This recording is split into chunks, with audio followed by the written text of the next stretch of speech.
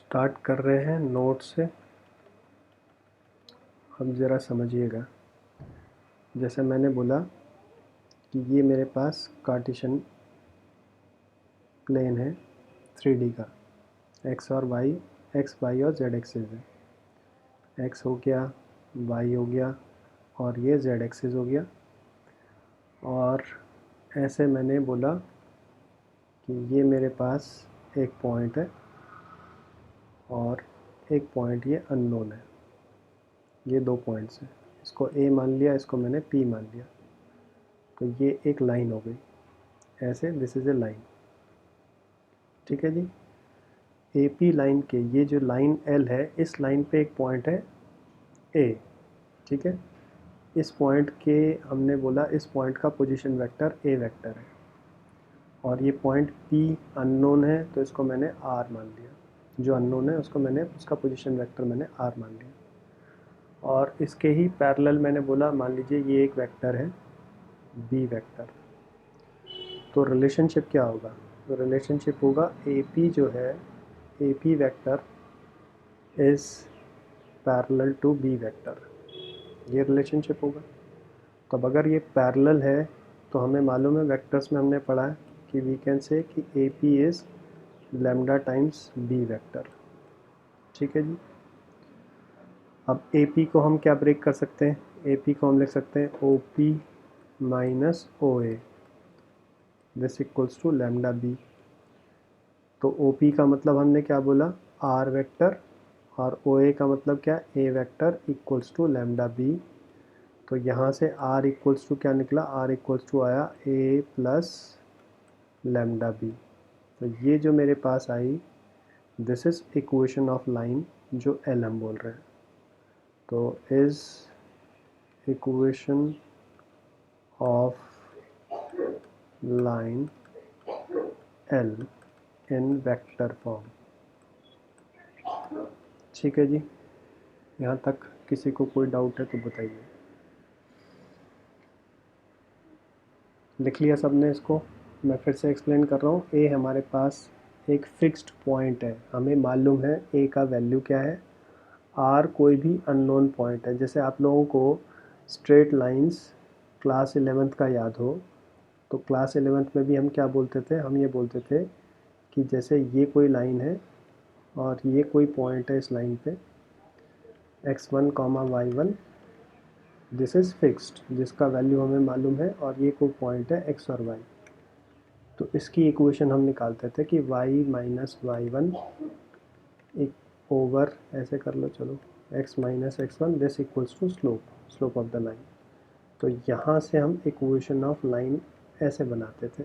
तो सेम यहाँ पर using vectors we are writing the equation of line where r क्या है? r is unknown variable. जैसे अननोन वेरिएबल यहाँ पर x और y है, वैसे ही r एक अननोन वेरिएबल है x और y की टर्म्स में, x y z की टर्म्स में, और a और b हमारे पास फिक्स्ड वेक्टर्स हैं, ठीक है जी। लिख लिया सबने? इसको एग्जांपल टेकअप कर रहे हैं इसके बेसिस पे, बोलो जी। ओके, अब देखो जरा सर 2 मिनट रुकिए।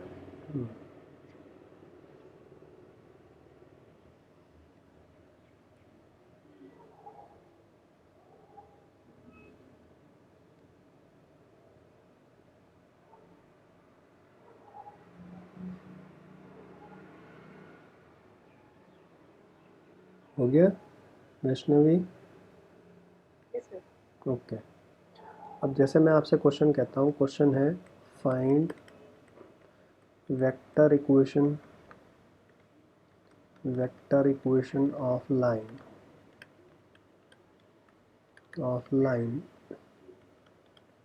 passing through 4 5 minus 1 and parallel to vector 3i plus 2j plus 5k, ठीक है जी। तो सिंपली मैंने क्या दिया आपको? एक फिक्स्ड पॉइंट दे दिया जिससे वो पास कर रहा है, और एक क्या दे दिया? वेक्टर जिसके वो पैरेलल है। तो अब आप क्या करेंगे, ए वेक्टर यहाँ से मिल गया आपके पास, जो ये पॉइंट दे रखा है 4i प्लस 5j माइनस के, ये ए वेक्टर हो गया। और बी वेक्टर आपको मिल गया 3i plus 2j plus 5k। तो फाइनली इक्वेशन ऑफ लाइन क्या होगी, r equals to A plus lambda B. ये हमने बोला this is equation of line.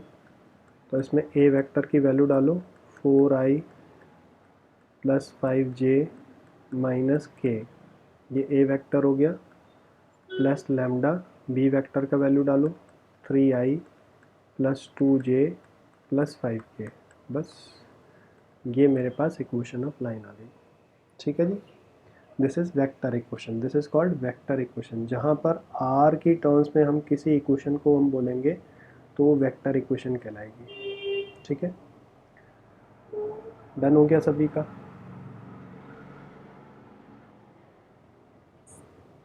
अब नेक्स्ट नोट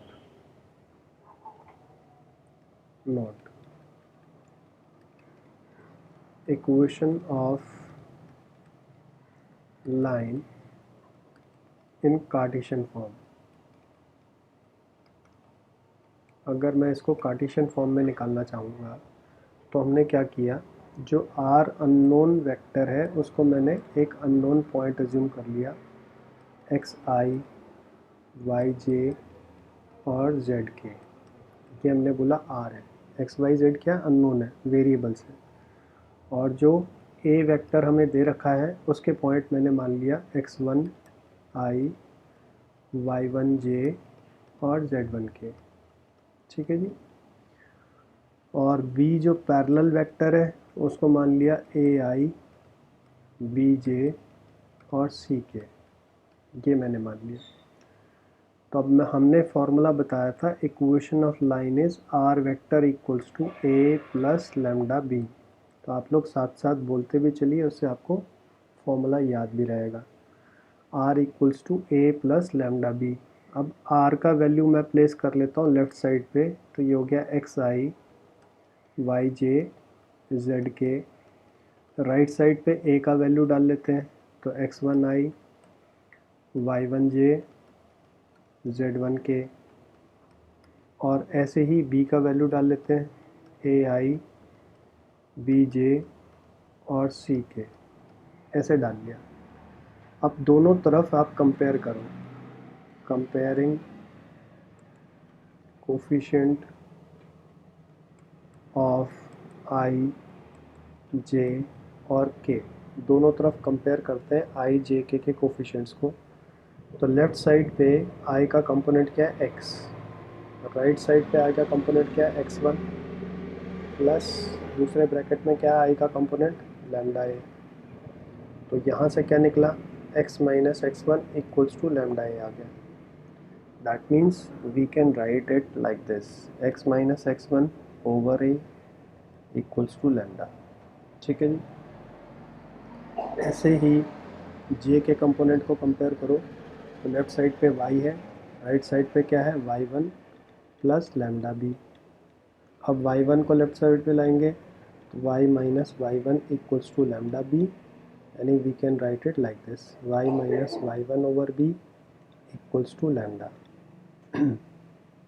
ऐसे ही आप k को कंपेयर करेंगे तो लेफ़्ट साइड पे z है, राइट साइड पे क्या है z1 है प्लस लैम्डा c। तो यहाँ से क्या आ गया, z minus z1 equals to lambda c। तो z minus z1 over c equals to lambda. तो तीनों केस में आप ऑब्ज़र्व करो, तीनों केस में लैम्डा कॉमन है। That means we can say कि x minus x1 over a will be equal to y minus y1 over b equals to z minus z1 over c equals to lambda. तो ये है Cartesian equation of line. जहाँ पर equation में x y z आ जाए वो Cartesian कहलाएगी। ठीक है, वेयर हम बोलेंगे वेयर x1 y1 z1 क्या है, point through which through which line passes, जिससे लाइन पास कर रही है, ये वो पॉइंट है। और ए बी सी क्या है? ए बी सी है डायरेक्शन रेशोज ऑफ, या तो क्या बोलेंगे, वेक्टर, ऐसा वेक्टर जो कि पैरेलल है लाइन के, उसके बोल सकते हैं, या फिर इटसेल्फ हम लाइन के भी कह सकते हैं, और डायरेक्शन रेशोज ऑफ लाइन। क्यों? क्योंकि जब दो वेक्टर पैरेलल होंगे तो उनके डायरेक्शन रेशोज प्रोपोर्शनल होंगे। अभी डिस्कस करते हैं उस पॉइंट को। यहाँ तक ठीक है जी? नोट डाउन हो गया सबका? कोई ऐसा जिसने अभी लिखना है तो बताइए।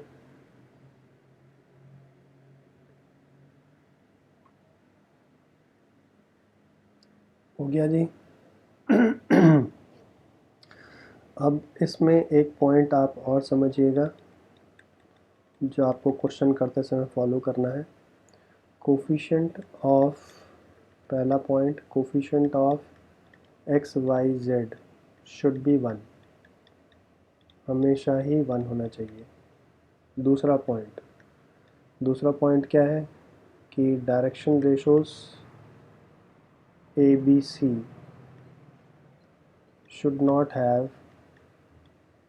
should not have any common factor, कोई भी कॉमन फैक्टर इसमें नहीं होना चाहिए। अगर कॉमन फैक्टर है तो उसको आपने रिमूव करना है। ठीक है जी? अब जैसे कि क्वेश्चन लेते हैं इसके बेसिस पे। क्वेश्चन क्या है? पहला question, find equation of line passing through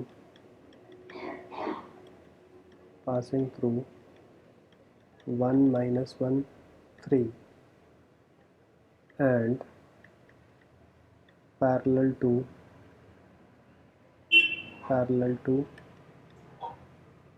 2y plus 3j plus 5k in Cartesian form।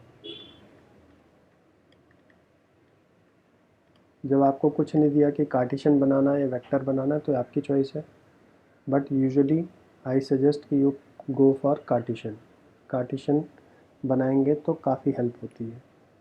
तो अब आप क्या करेंगे इसमें? हमने बोला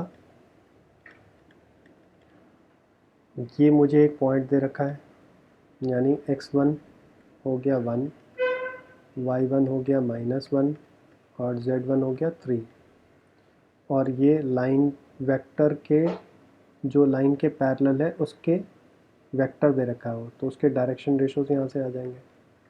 डायरेक्शन रेशोज क्या आ गए? 2, 3 और 5, ये डायरेक्शन रेशोज आ गए। तो इक्वेशन ऑफ लाइन क्या होगी? इक्वेशन ऑफ लाइन फार्मूला होता है x माइनस x1, तो x1 की जगह 1 आ जाएगा ओवर a, a की जगह क्या आ जाएगा? 2 आ जाएगा। ठीक है जी? आप रेफ़र करो ऊपर, या अपने नोट्स रजिस्टर देख लो, x minus x1 over a। तो x1 क्या है? पॉइंट, x1 हो गया, और a क्या है? ए बी सी, ये है, these are A B C. तो अब आप वैल्यू प्लेस करो, x minus x1 over a equals to y minus y1 over b equals to z minus z1 over c, ये आ जाएगा। एंड दिस इक्वल्स टू आप लैम्डा लिखना चाहें तो ठीक, नहीं लिखें तो भी चलेगा, क्योंकि जहाँ पे हमको लैम्डा को यूज़ करना वहाँ पर हम इक्वल टू लैम्डा लिख लेंगे, जहाँ यूज़ नहीं करना तो नहीं लिखेंगे तो चलेगा। ठीक है जी? ये आ गया कार्टेशियन फॉर्म। एक क्वेश्चन का आंसर तो ये आ गया। अब दूसरा क्वेश्चन ये है, find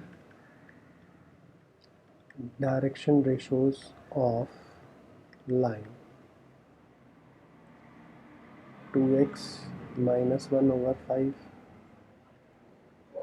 3y plus 1 over 6 equals to 1 minus z over 4। ये हमने बोला कि यहाँ पर अब आप क्या करिए, डायरेक्शन रेशोज निकालिए लाइन के क्या होंगे। तो अभी हमने नोट लिखाया कि एक्स वाई जेड के जो कोफिशिएंट्स हैं वो हमेशा 1 होने चाहिए, ध्यान दीजिएगा। क्या नोट लिखा है कि coefficients of X Y Z should be 1।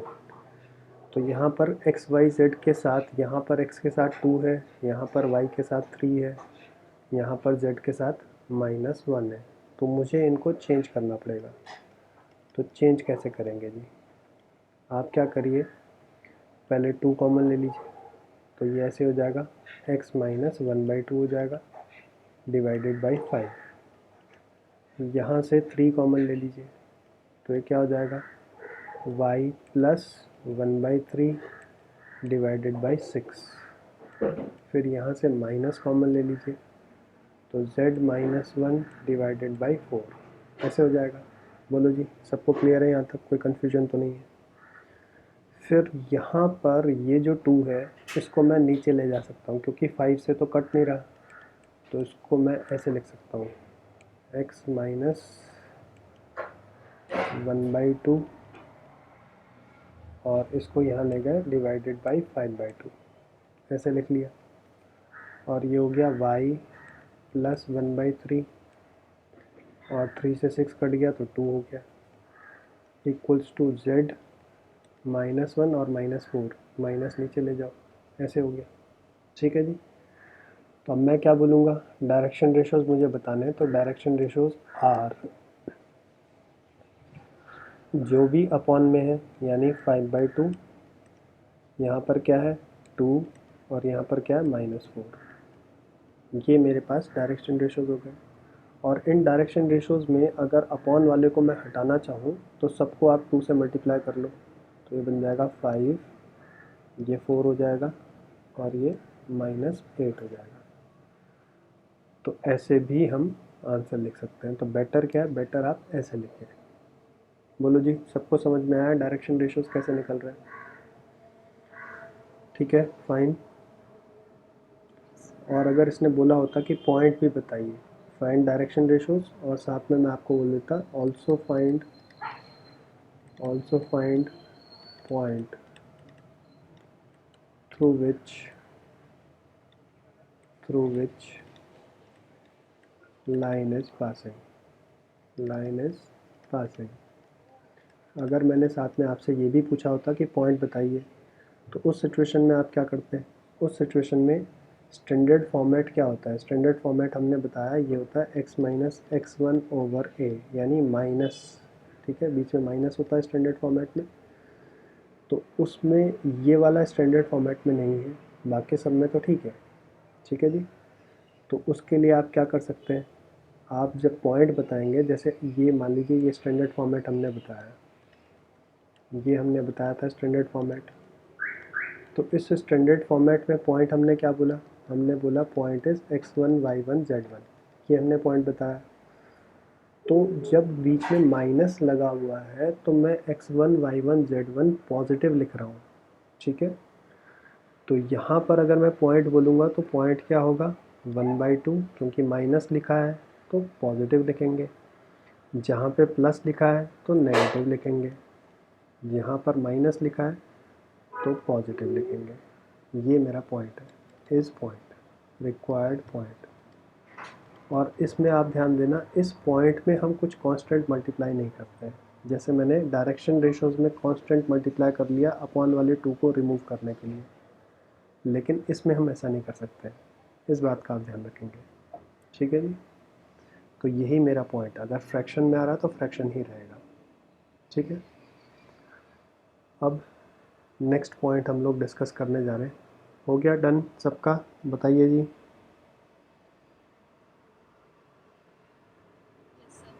चलो नोट। अब हम बात कर रहे हैं नेक्स्ट जो पॉइंट है, it is angle between two lines. Angle between two lines, दो लाइंस के बीच में एंगल।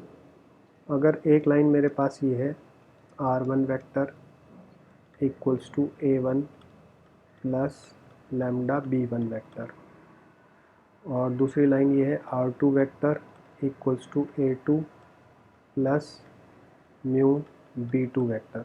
ये दो लाइनें हैं। तो इस लाइन में ये लाइन इस पॉइंट से पास कर रही है, ये वाली लाइन इस पॉइंट से पास कर रही है। ये लाइन इसके पैरेलल है और ये वाली लाइन इसके पैरेलल है।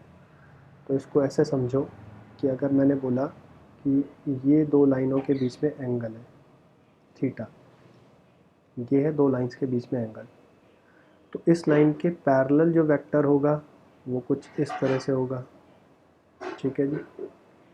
और इस लाइन के जो पैरेलल वेक्टर होगा वो कुछ इस तरह से होगा। ये है b1 वेक्टर, ये है b2 वेक्टर, ठीक है। और यहाँ पर हो गया a1 वेक्टर कहीं पर, और यहाँ पर हो गया a2 वेक्टर, ठीक है जी। इसको हम यहाँ पर लिख लेते हैं a2 वेक्टर। तो अब अगर मुझे इन दोनों के बीच में एंगल निकालना है, तो अगर मैं इसको आगे एक्सटेंड करूँ और इसको एक्सटेंड करूँ लाइक दिस, तो ये जो एंगल होगा वही ये एंगल होगा। दो लाइंस के बीच में ये जो एंगल होगा वही इन दोनों के बीच में भी एंगल होगा, ठीक है जी। आई होप आप लोगों को समझ में आ रहा है।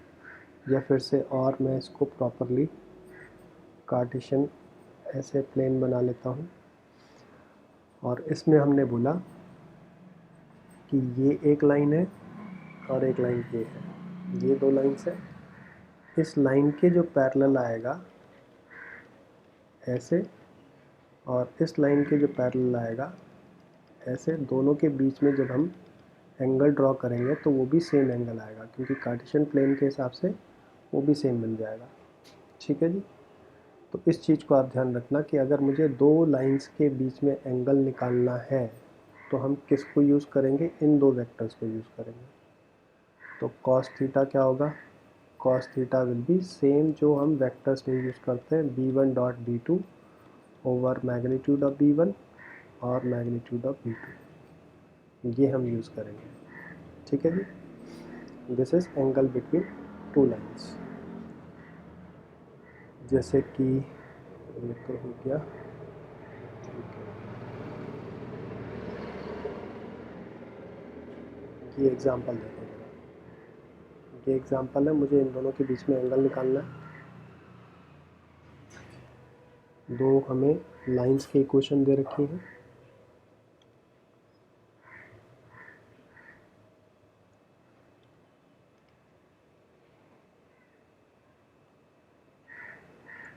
ये दो लाइंस की इक्वेशन है, ठीक है जी। मुझे इन दोनों के बीच में एंगल निकालना है।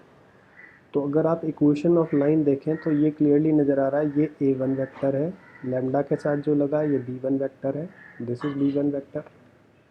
ये a2 वेक्टर है और म्यू के साथ जो लगा है दिस इज़ b2 वेक्टर। तो अब मुझे अगर इसकी क्या निकालनी है, एंगल निकालना है, तो सीधा सीधा cos थीटा फॉर्मूला लगा b1 dot b2 over magnitude of b1 magnitude of b2। अच्छा, यहाँ आप मॉडुलस लगा दीजिएगा, क्योंकि हमने बताया था कि 3D में जब हम एंगल की बात करेंगे तो हम एक्यूट एंगल की बात करते हैं। तो अब b1 वेक्टर हमें मालूम है, b1 डॉट b2 लगाते हैं, डॉट प्रोडक्ट सभी को मालूम है, अभी वेक्टर आप कर ही रहे हैं। तो 3 और i, तो 3 हो जाएगा, j का j के साथ करेंगे तो 4 हो जाएगा, k का k के साथ करेंगे तो 12 हो जाएगा। तो कितना हो गया, 16 प्लस 3 19 आ गया।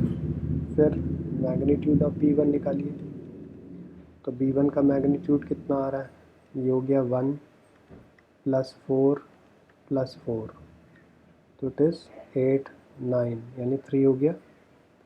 फिर मैग्नीट्यूड ऑफ b2 निकालिए, मैग्नीट्यूड ऑफ b2 कितना आएगा जी, ये हो गया 9 प्लस 4 प्लस 36, तो ये 7 हो गया। तो अब आप फॉर्मूले में वैल्यू डालो, cos थीटा क्या आया, cos theta is b1 dot b2 ऊपर 19 है, नीचे 7 इंटू 3 21, ये मेरा cos थीटा आ गया। तो theta equals to cos inverse 19 over 21, ये मेरे पास दोनों के बीच में एंगल आया, ठीक है जी। आया सबको समझ के नहीं,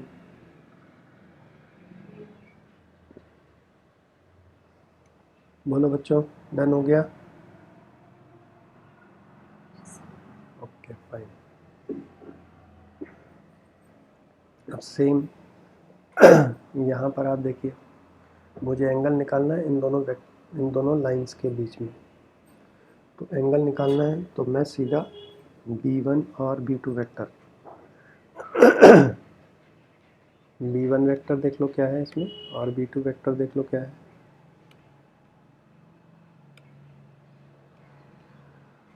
इस इक्वेशन में सबसे पहले आप ऑब्जर्व करिए कि एक्स वाई जेड के कोफिशिएंट्स 1 है कि नहीं है। पहला पॉइंट आपने हमेशा देखना है कि coefficient of X Y Z जो है वो 1 है कि नहीं है। अगर नहीं है तो बनाइए, ठीक है। तो यहाँ पर क्लियरली दिख रहे हैं कि एक्स वाई जेड के कोफिशिएंट्स 1 है। तो नीचे जो दे रखे हैं वो आपके डायरेक्शन रेशियो है। तो यहाँ से B1 वेक्टर आपको मिल गया जो नीचे है। क्या आएगा B1 vector? That will be 3i plus 5j plus 4k। ये आ गया B1 वेक्टर। ऐसे ही यहाँ पर सेकंड इक्वेशन में भी एक्स वाई जेड के कोफिशिएंट सेम है, 1 है। तो यहाँ से B2 वेक्टर आ गया आपके पास। B2 वेक्टर क्या आएगा? That will be i plus j plus 2k। ये आ गया जी। तो अब आप क्या करिए, इन दोनों में cos थीटा लगाइए। cos theta equals to B1 dot B2 over magnitude of B1 magnitude of B2। तो इसका आपका आंसर क्या आएगा? B1 डॉट B2 करेंगे तो आ गया 3 plus 5 and plus 8 divided by 16 plus 9 25 and plus 25 तो अंडर रूट 50 हो गया। और ये हो गया 4 प्लस 1 प्लस 1 अंडर रूट 6 हो गया। तो ऊपर कितना आया जी सॉल्व हो करके? ऊपर हमारे पास आ गया 8 प्लस 5 13 प्लस 3 16 और नीचे इसको लिख सकते हैं 5 रूट 2 10 रूट 3। ठीक बात है, 10 रूट 3 लिख सकते हैं इसको, 10 रूट 3। तो यही हमारा आंसर है। 2 से आप सिंप्लीफाई कर लो तो थीटा आ गया आपके पास cos इनवर्स 8 ओवर 5 रूट 3। ये आपका आंसर आ गया। ठीक है जी, क्लियर है सभी को?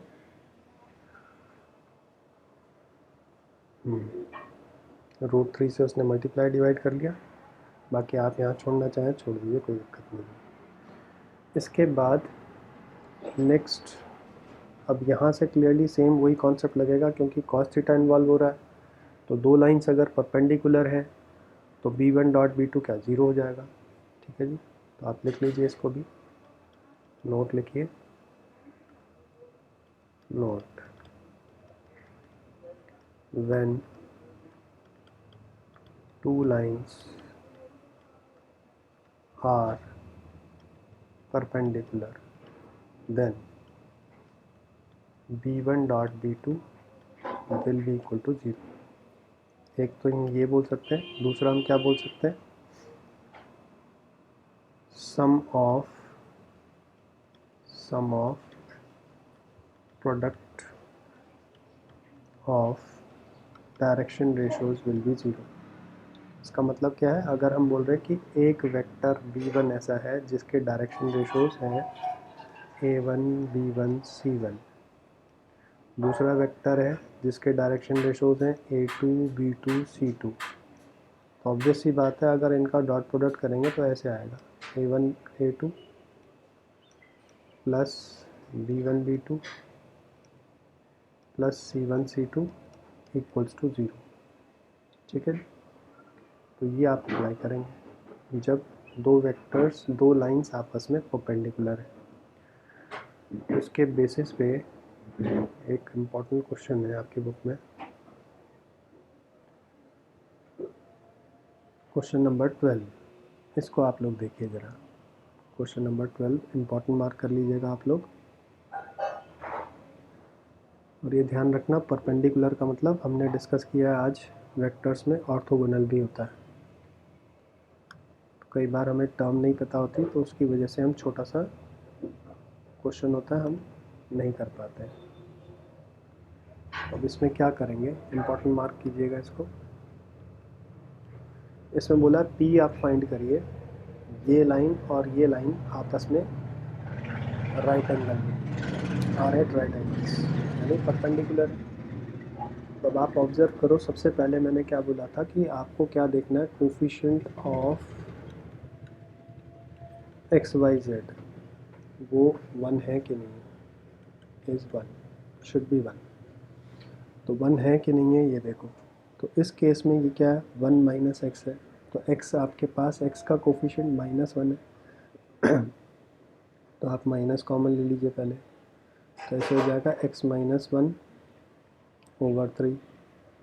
यहाँ से 7 कॉमन ले लीजिए, तो y -2 ओवर 2p। ये तो स्टैंडर्ड फॉर्मेट में है ही, z -3 ओवर 2। तो अब माइनस को नीचे ले जाइए, तो ऐसे हो जाएगा x -1 ओवर -3, और ये हो जाएगा y -2 ओवर 2p/7 लिख लेंगे, क्योंकि ये 7 अपॉन में चला जाएगा, इसको वापस हम लिख सकते हैं, कोई दिक्कत ही नहीं है। और ये क्या हो जाएगा, z -3 ओवर 2। तो यहाँ से डायरेक्शन रेशोज़ क्या है मेरे पास, वो हम लिख लेते हैं। इट इज़ -3 2p/7 और 2, ऐसे लिख लिया, ये डायरेक्शन रेशोज़ हो गए। फिर दूसरी लाइन है हमारे पास 7 - 7x, तो आप -7 कॉमन लीजिए ताकि x का कोफिशिएंट 1 हो जाए। तो ये हो जाएगा x -1 डिवाइडेड बाई 3p।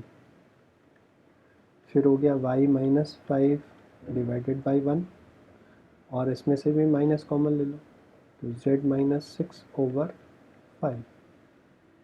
तो अब इस -7 को आप अपॉन में ले लो, x -1 ओवर 3p/-7 हो गया, और ये हो गया y -5/1, और इसमें से माइनस को आप नहीं चले जाओ, z -6 ओवर -5।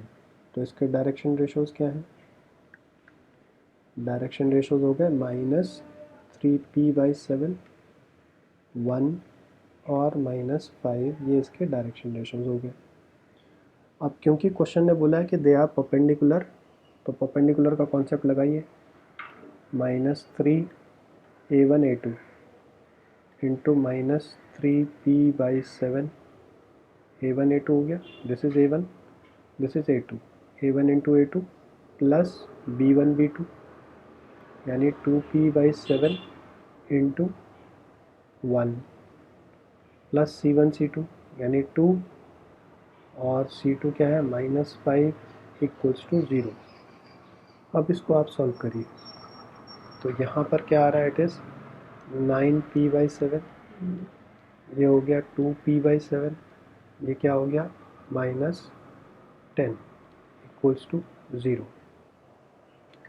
तो 7 का एलसीएम लेंगे तो ये ऐसे हो जाएगा 11p -70 ओवर 7 इक्वल्स टू 0। तो ये 7 वहाँ जाके 0 हो जाएगा, and you will get 11p equals to 70, and p is 70/11। ये आपका आंसर आएगा। बोलो जी, यही आंसर आ रहा है क्या?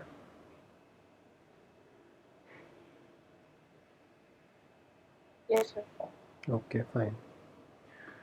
तो फिर से देखिएगा क्या किया हमने, पहले स्टैंडर्ड फॉर्मेट में कन्वर्ट किया, क्योंकि इसमें स्टैंडर्ड फॉर्मेट में नहीं दे रखा था, तो एक्स वाई जेड के कोफिशिएंट्स 1 बनाए, और फिर जो अपॉन में है वो आपके डायरेक्शन रेशोज़ हो गए, a1 b1 c1, a2 b2 c2। फिर कॉन्सेप्ट लगाया a1 a2 plus b1 b2 plus c1 c2 equals to 0। तो वहाँ से आपके पास क्या आ गया, p का वैल्यू आ गया, बस वही हमको निकालना था। अब क्वेश्चन नंबर 13 मुझे शो करना है कि परपेंडिकुलर है, तो ये स्टैंडर्ड फॉर्मेट में ऑलरेडी हैं, तो सीधा सीधा बस डायरेक्शन रेशोज़ का प्रोडक्ट चेक करो, 0 आ रहा है, अगर आ रहा है तो दे आर परपेंडिकुलर।